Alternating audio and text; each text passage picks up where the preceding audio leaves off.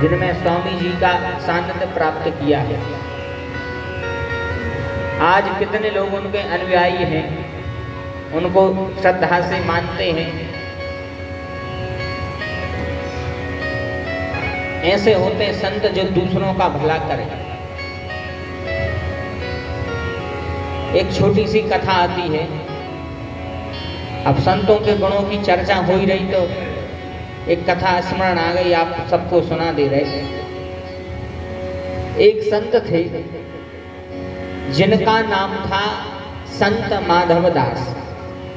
बड़े ध्यान से सुनना, जिनका नाम था संत माधव दास। माधव दास भगवान के अनन्य भक्त।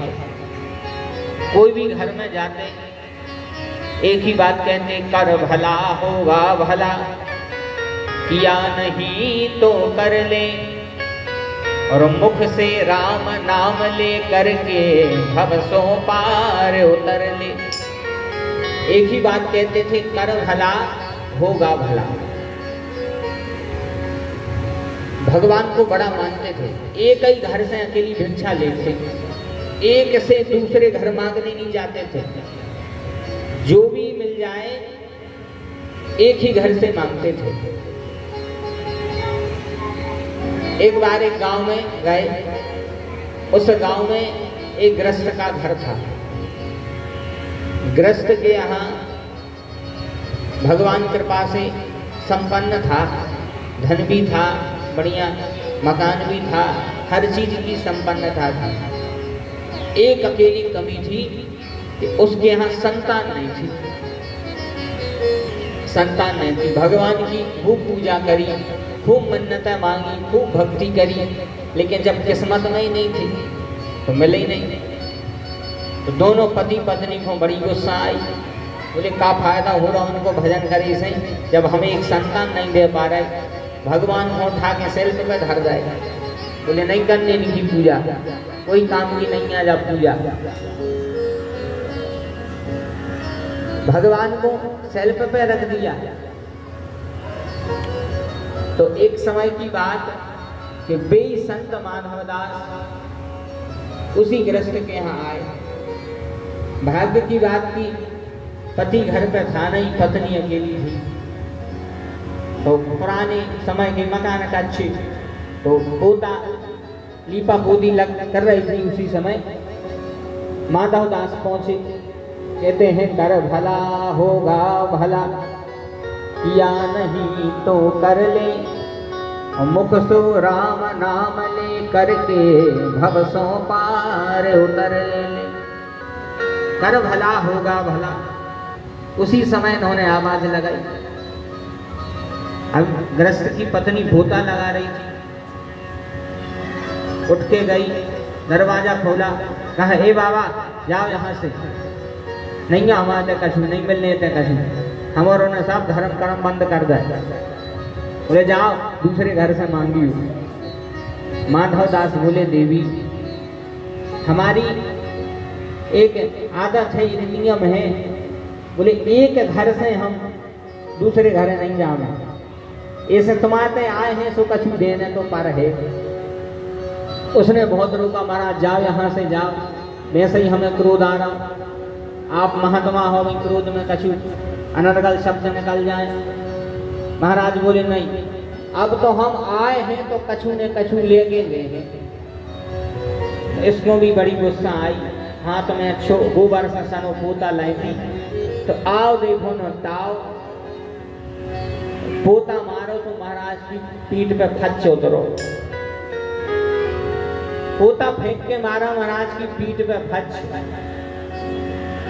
लेकिन धन्य है संत, धन्य है संत के गुण।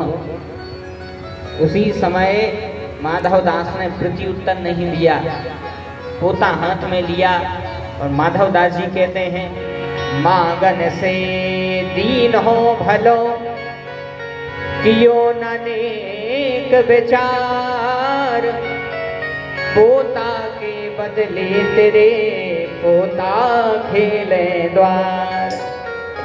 बोले मांगन से दीनो भलो, कियो ना नेक विचार, पोता के बदले तेरे पोता खेले द्वार। बोले जा, मैं तुझे आशीर्वाद देता हूँ कि आज तूने मुझे पोता दिया है, इसलिए तेरे घर पे भी पोते खेलेंगे। अब पोता कब हो? जब मोड़ा हो। जब लड़का होगा तो लड़के का लड़का पोता होगा। उसी समय माधवदास अपनी कुटिया में आए, सरोवर के किनारे गए, उस पोते को अच्छे साफ करा, रगड़ रगड़ के धोया, उनकी छोटी छोटी सी बत्तियां बनाई, उनका दीपक जलाया, भगवान के सामने बैठ जाते, भगवान से प्रार्थना करते, हे प्रभु, जिस गृहिणी ने मुझे यह पोता मारा है, आप उसकी इच्छा पूरी करिएगा, आप उसको पोता जरूर देना। धन्य है भगवान की कृपा। कृपा का कोई ठिकाना नहीं है कि भगवान की कृपा कब, किस पर, कहां, कैसे हो जाए, इसका कोई ठिकाना नहीं है भगवान की कृपा का। भगवान ने ऐसी कृपा करी कि पत्नी इसकी गर्भवती हुई, 10वें महीने में इसने पुत्र को जन्म दिया। पुत्र को जन्म दिया, धीरे धीरे पालन पोषण हुआ, लड़का बड़ा हुआ,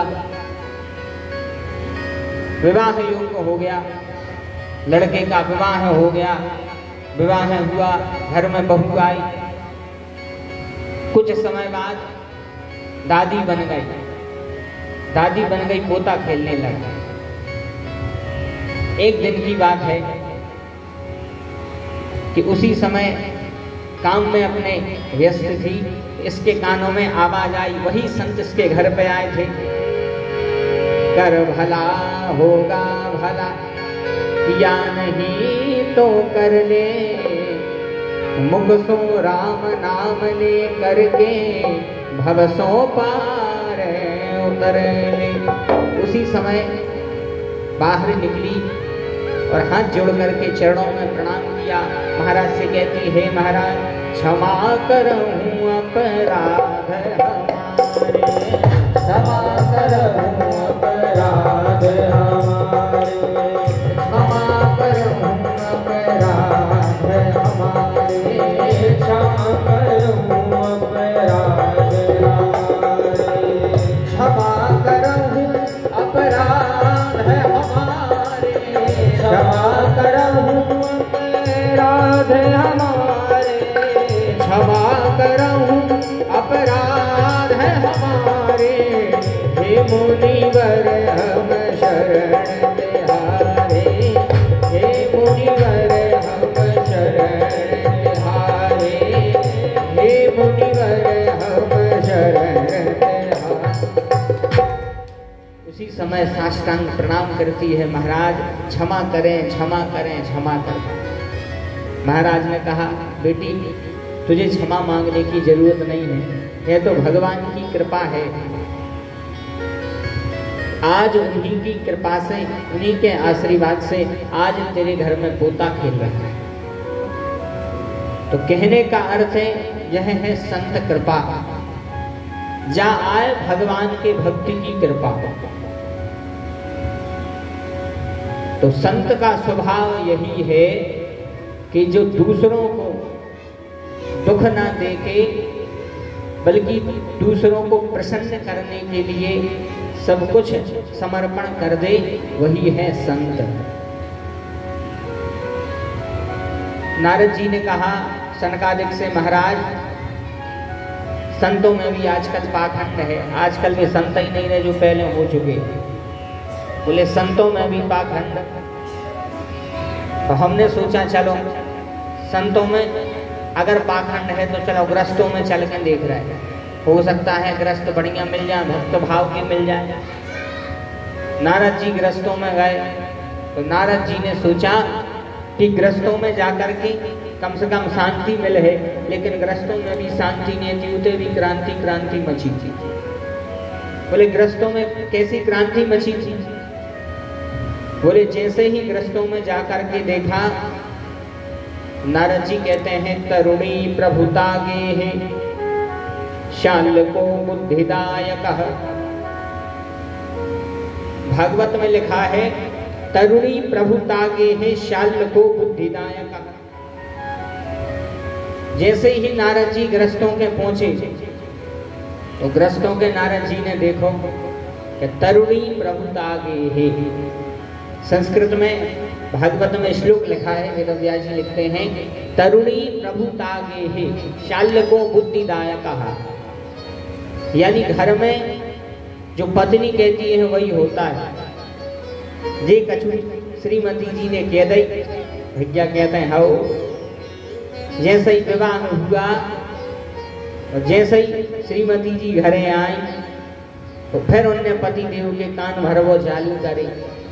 कहते सुनो, हमने तुम्हारे लाने माता पिता को छोड़ो, हमने तुम्हारे लाने भैया बहन को छोड़ो, हमने तुम्हारे लाने अपनी सहेलियों को छोड़ो।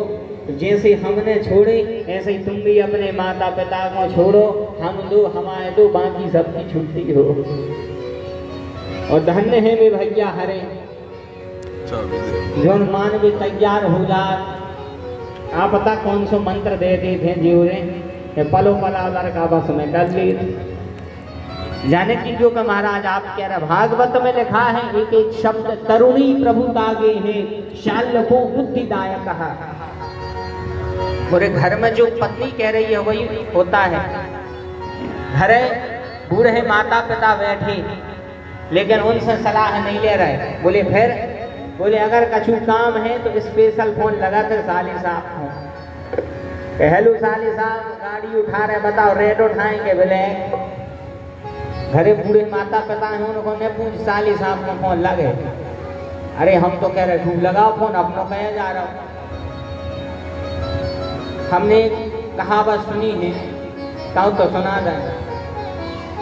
कहावत सुनी है कि दीवाल बिगाड़े आरो तो घर द्वार बिगाड़े सारो। अब ये सुनो है डर लग रहा हो कि बन्नान के सारे हमें छेंक ले में बाहर के गुरु जी भारी बुराई क्या था सारो। तो हम अपने मन से बिल्कुल नहीं कह रहे। भागवत में लिखा है शाल्य को बुद्धिदायक, यानी साले सलाहकार बने हैं। हम तो कह रहे खूब साले की सलाह मानो, मानो साले भी तो ऐसे हो में।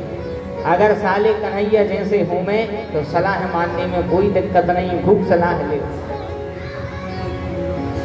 नारद जी ने कहा कि संतों में भी पाखंड, ग्रस्तों में भी शांति नहीं है। तो हमने सोचा कि चलो वृंदावन चलें। तो वृंदावन में जाके हमने देखो कि यमुना जी के किनारे एक युवती बैठी हुई है, उसके पास में दो वृद्ध पुरुष लेटे हुए हैं।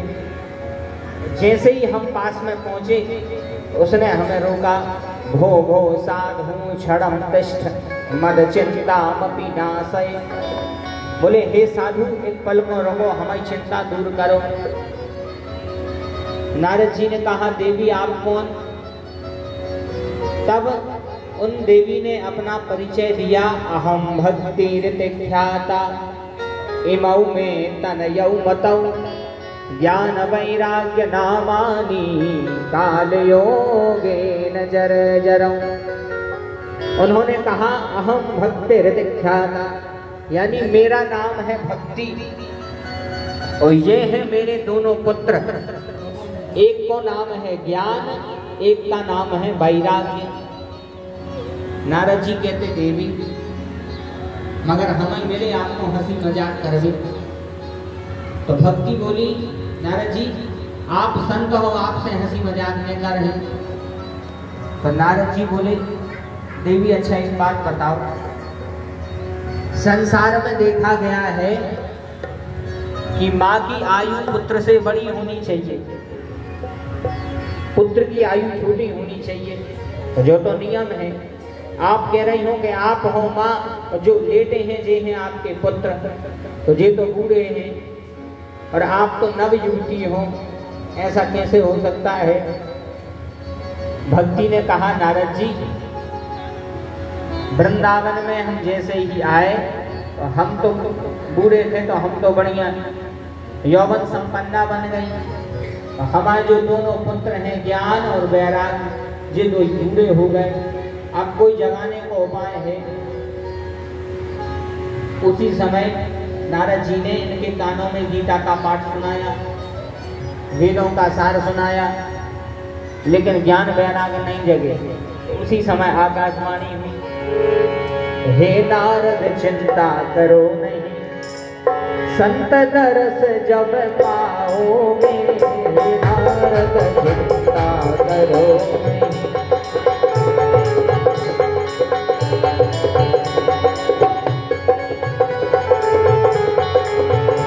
वैराग्य ज्ञान तब जग जाए, वैराग्य ज्ञान तब जग जाए, कारज सफल बनाओगे, वैराग्य ज्ञान तब जग जाए, कारज सफल बनाओगे, वैराग्य ज्ञान तब जग जाए। उसी समय आकाशवाणी हुई कि नारद जी तुम बिल्कुल चिंता मत करो, जिस दिन तुम्हें सत्कर्म मिल जाएगा उसी दिन भक्ति के दोनों पुत्र ज्ञान वैराग्य जग जाएंगे। तो नारद जी गए बद्रीनाथ, उते मिल गए इनको 4 महात्मा, सनत सनंदन सनातन सनत कुमार। चारों महात्मा मिले तो महात्माओं ने कहा नारद जी आपने सब कुछ करके देख लिया? बोले हाँ। तो बोले एक उपाय और कर लो। बोले कौन सा? बोले सब यदि कर लिया है और ज्ञान वैराग नहीं जगे तो एक बार भागवत की कथा और सुना दे। बोले भागवत की कथा? बोले हाँ। बोले ठीक है, लेकिन कहाँ सुनाएं? बोले कथा सुनाओ हरिद्वार में। बोले ठीक है। तो नारद जी ने संकल्प लिया किसके नाम का? बोले भक्ति के पुत्र ज्ञान वैराग्य के नाम को। नारद जी बन गए यजमान और चारों महात्मा बन गए कथावाचक। और कथा कहाँ हो रही है? गंगा द्वारे समीपे तू तटमानंद नामकम। हरिद्वार में गंगा द्वार है, वहां पे कथा हो रही है। कथा कौन कह रहा है? बोले 4 महात्मा। यजमान बने हैं नारद जी। और कौन के नाम की कथा हो रही? बोले भक्ति के पुत्रों के नाम से। तो देखो कितनी अद्भुत बात है कि मरीज कहाँ है? बोले मरीज है वृंदावन में, रोगी है वृंदावन में। और दवाई कहाँ हो रही? बोले दवाई हो रही हरिद्वार में। ऐसी कैसी दवाई हो रही? भैया जहाँ रोगी है वहीं पे उसका इलाज होगा। अब रोगी बन्नाद में है और दवाई धाने में हो जाएगा। दवाई भी कहीं से उसकी, लेकिन धन्य है भागवत की कथा। उतने दूर से रोग पकड़ के दवाई कर दी भागवत की कथा ने। जैसे ही कथा का महात्म सुना, नारद जी ने जैसे महात्म सुना, धन्य है भागवत की कथा का महात्म। भक्ति सुतौ तौ तरुणौ गृहीत्वा प्रेमैक रूपा सहसा विरासी। भक्ति सुतौ तौ तरुणै गृहीत्वा प्रेमैक रूपा सहसा विरासी। श्री कृष्ण गोविंद हरे मुरारी नाथेति नामानि मोहर बदन्ते। श्री कृष्ण गोविंद हरे मुरारी नाथेति नामानि मोहर बदन्ते। श्री कृष्ण गोविंद हरे मुरारी हे नाथ नारायण वासुदेव। श्री कृष्ण गोविंद हरे मुरारी हे नाथ नारायण वासुदेवा। हे नाथ नारायण वासुदेवा। हे नाथ नारायण वासुदेवा। हे नाथ नारायण वासुदेवा। हे नाथ नारायण वासुदेवा।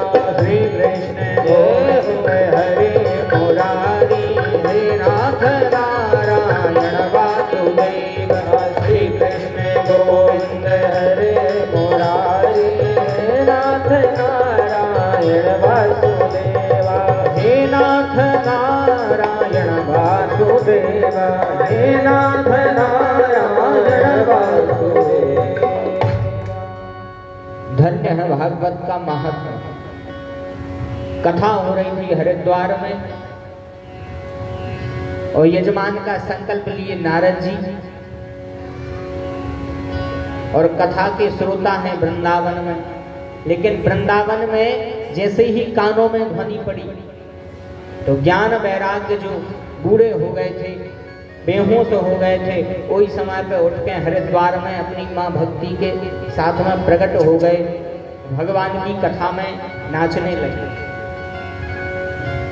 भक्ति कहती नारद जी से, नारद जी धन्य हो आप, आज आपने हमारे दोनों पुत्रों को जगा दिया। धन्य हो नारद जी, अब बताओ मैं कहाँ जाऊं।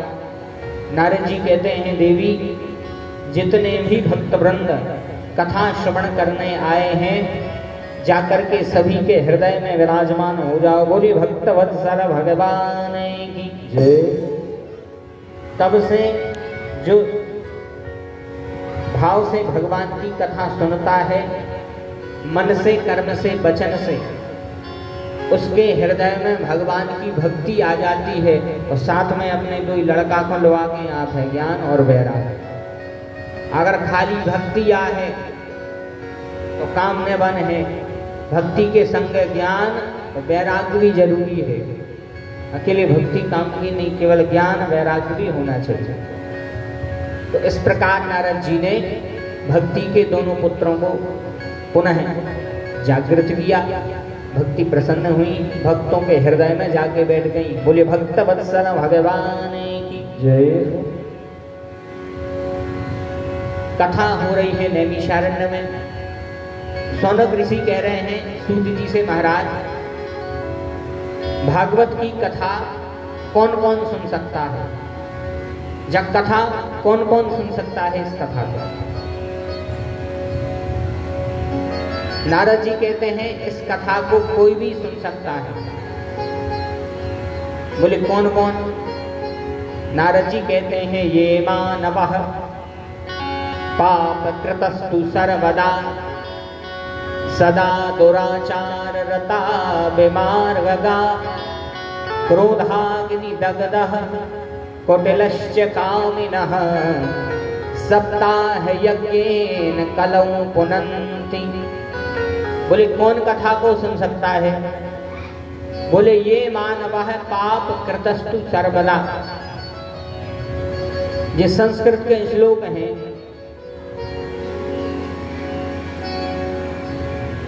इन श्लोकों को बड़े ध्यान से सुनना। इन श्लोकों को ध्यान से सुनना। अब आप और क्या हो महाराज, हमें संस्कृत आता ही नहीं है, कैसे सुने? हमें तो समझ ही नहीं आए। तो जी भली समझ में नहीं आए, लेकिन तब भी इनको ध्यान से सुनो, क्योंकि यह समझ में आए अन्यथा ना आए। जब कानों के द्वारा हृदय में जाते हैं तो हृदय में बैठे परमात्मा प्रसन्न होते हैं। जैसे गुड़ तो सबने खा होंगे,